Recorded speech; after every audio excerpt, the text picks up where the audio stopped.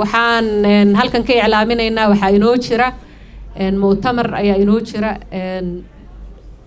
March 10keeda hadduu alla idmo su'aalaha ka jira su'aalahaasna dahab baa lagu qaadanayaa hadda maanta lacag baa la bixiyay laakiin su'aalaha ka jira su'aal ka mid ah dahab lagu qaadan doono 10ka March oo si cali kilaab ah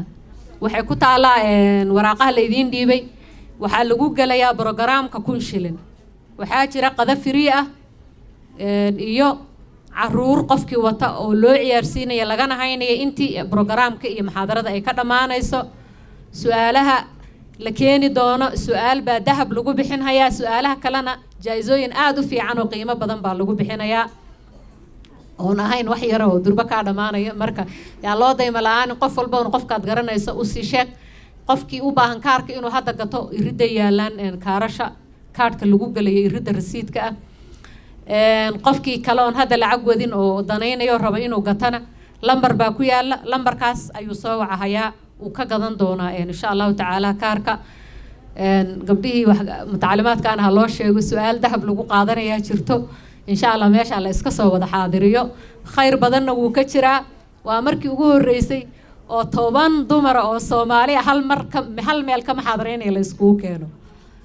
10 dumar ah oo maxaadaraynaya hal meel la isku keenay mu'tamar rag u dhici waa maqli jirteen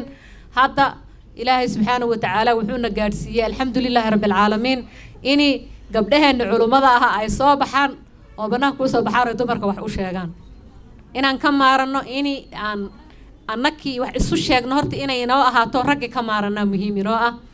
waxaan aad uga rajaynayaa gabdhaha xufaada ana saasoo kale inay dugsiyo taxfiida oo gabdho bas ay furtaan xataa waa lagu garab istaagay haday u baahdaan dhaqaalo hayse soo tasjiiliyaan ha soo sheegan ani waxay ila tahay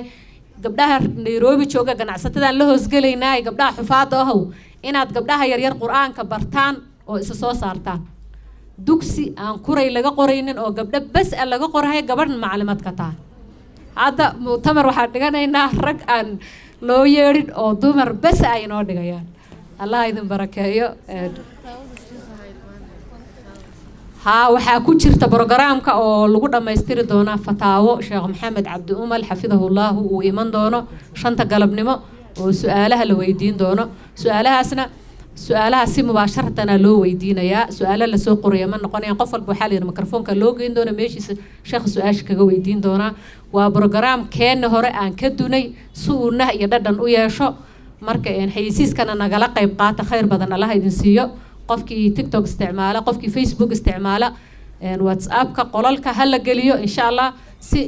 aad qofka aad khayrka u sheegtay ajirkiisa aadna aad u yeelato adaalu ala alkhayri ka faa'ili marka aad iyo aad baan idin salaamayna aad iyo aad baan idin soo dhaweynayna Ilaahay subhanahu wa ta'ala hana asturo aakhiri aduunba amalkeena mid khaalis Ilaahay subhanahu wa ta'ala ha nooga dhigo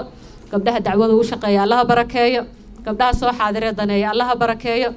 آخر أدوم بإله سبحانه وتعالى هاينا بركة إله جندي سهنقول كل مية إله إذا بدأ بويدي سنة أنك والد كيني والد كسير عليبا يا بعدين السلام عليكم ورحمة الله وبركاته.